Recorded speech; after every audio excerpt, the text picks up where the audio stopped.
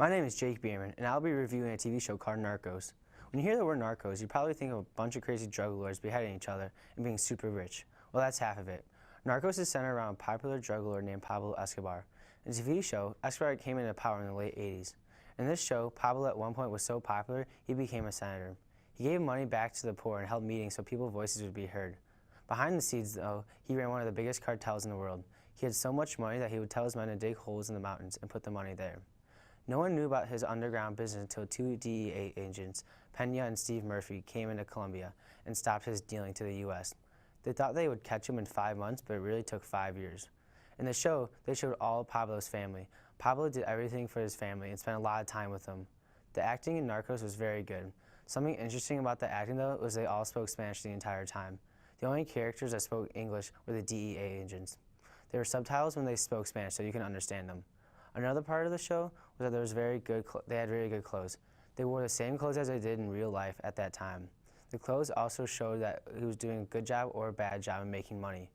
Also, the operations were getting shut down, so he went into hiding. He wore more cheap clothes because he was running out of money.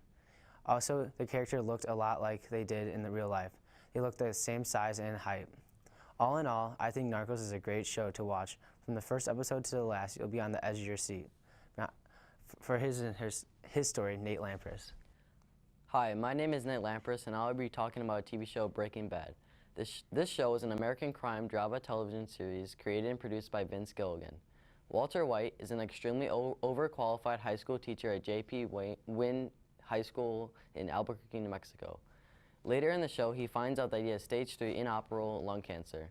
Walter recently turns 50, and at his birthday party, Hank tells everyone about a huge meth drug bust he recently accomplished. With Walter dying, he thinks to himself that he needs to make money for his family before he passes. His wife, Skyler, and him have a teenage son, Walt Jr., who has cerebral palsy, a disease that involves speech problems and affects his body movement and muscle coordination. Walter asks Hank to take him on one of his drug busts. Walter ends up encountering one of his old students, Jesse Pinkman, who is a meth dealer in the streets of Albuquerque. Walter offers Jesse to team up and cook and distribute meth together. And if Jesse denies, Walter will turn Jesse in. Walter and Jesse end up making a total of $80 million profit. The storyline throughout the seasons is very intriguing and keeps you entertained. Aaron Paul, the actor Jesse Pinkman, won 3 Best Supporting Actor Emmy Awards, while Bryan Cranston, the actor Walter White, won 5 Emmy Awards and a Golden Globe for the show. I think this is one of the best acting performances I've ever seen. I really enjoyed all the creative shots and angles that the show included. It made the show a lot more interesting and gave me a better aspect of the story. Overall, in my opinion, I think Breaking Bad will go down as one of the greatest TV shows of all time. Now to my partner. Hello, I'm Filippo Mistrada, and I will be reviewing the CW drama Gossip Girl. The show follows the life of friends, enemies, and frenemies. The show lasted 6 fantastic seasons. To be honest, I went into watching the show not expecting much, but it quickly became my all-time favorite show. This show is set in New York's Upper East Side. The show follows the life of high school students at a very exclusive private high school. There is Serena, who is trying to evolve from a wild party girl into a responsible woman. Dan Humphrey might be the person to help her make that transition. He is a writer who doesn't quite fit in with his classmates, but falls in love with Serena. Chuck is a womanizer, but subconsciously all he wants is to be committed to Blair Waldorf, who is mischievous and conniving. The performance given by the actors and actresses in this series is impeccable. Blake Lively perfectly embodies the fun-loving and sweet Serena van der Woodsen. The relationship between Chuck and Blair is beautifully displayed on the screen by Leighton Meester and Ed Westbrook. The growth in characters you can see through the seasons is amazing. Fashion is a huge aspect in this series, whether it is Vera Wang wedding dresses, Louis Vuitton bags, or Christian Louboutin shoes. The clothes displayed in this series are always the best out there. Also, Blair's mother owns her own fashion line, and many episodes take place on the runway or at a fashion shoot. I give the show a 10 out of 10. I resent the idea that this show is only for girls. I feel like this is a show that anybody can enjoy. In conclusion, I recommend this series especially to people who aren't dead inside. I give it now to Maxwell Mon. My name is Maxwell Mon, and I'll be reviewing the 9-season show, The Office. After watching the show 2 times through, I love it. I think it's one of the best shows ever, or what I've seen. It does not consist of top-notch actors, but it really started up most of their careers. The show is a fake reality TV show about normal people that work at a paper company in Scranton, Pennsylvania. The paper company is called Dunder Mifflin. As the show goes on, the paper cane is threatened by stores like Staples, etc. There is also a relationship that happens during the seasons between one of the two main characters, Jim and Pam. They are getting married. They get married and have 2 children. What I think about this is, my favorite show about this is the feud between Dwight and Jim. Constantly, Jim is pranking Jim and the other people in the office. But in the end, they're all friends. The performance from the actors is amazing. Even though they weren't top-notch actors at the time, after the show turned down, they all turned into good actors and made millions of dollars.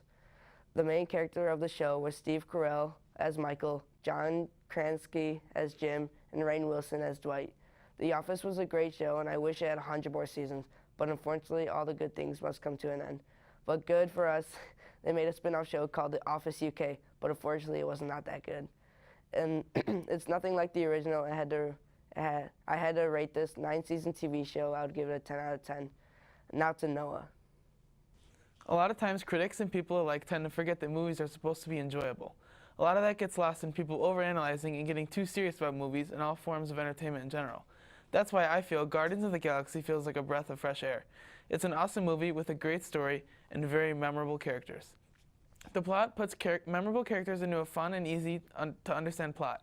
A boy named Peter Quill's mother is dying, and after she dies, he is abducted and taken far away. Cut to 20 years in the future, his name is Starkiller, and he is a renowned thief who has hundreds of warrants out for his arrest. He meets a cast of characters who are all likable and funny and create a thrilling 2-hour story. The cinematography of the movie was also very nice. Sets and costumes were amazingly made and set the scene for an exciting space story. Characters like Gamora had amazing makeup and costume work, while animation-based characters like Rocket Raccoon and Groot are nicely animated and great to watch. Their voice actors also do an impeccable job of voicing them and giving the characters a great personality. Also, the main character, played by Chris Pratt, was an excellent performance with well-timed humor and great emotion during important moments. Guardians of the Galaxy was one of my favorite movies of all time because it does a great job of being fun.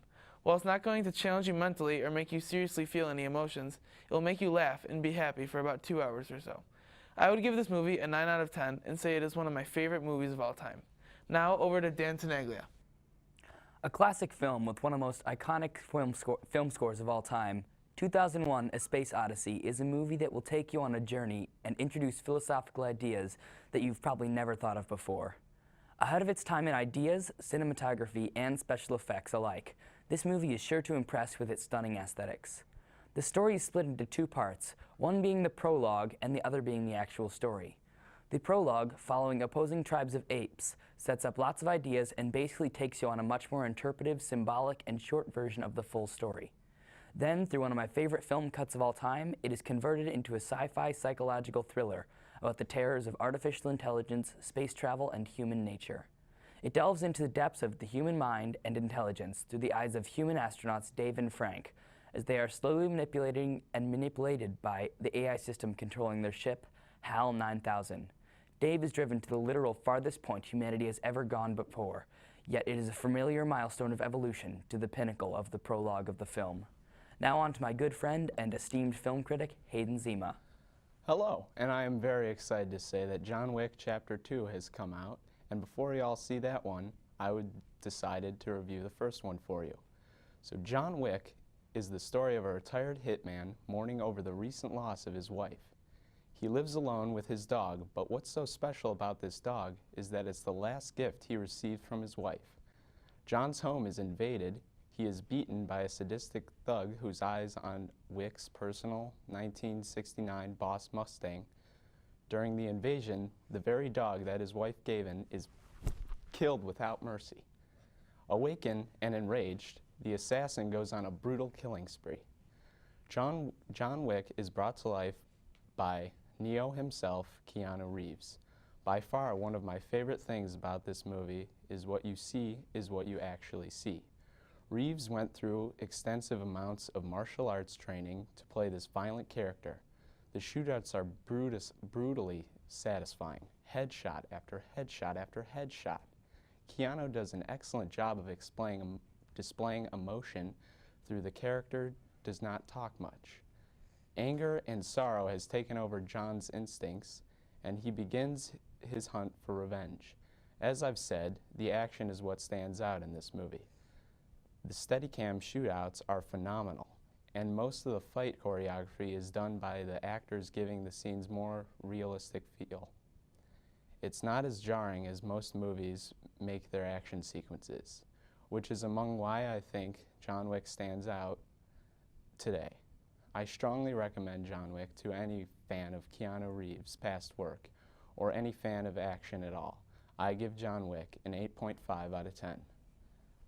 Thank you all for joining us. I hope you are very well informed. Yeah, thank you all for joining us on today's film review, and we will see you later.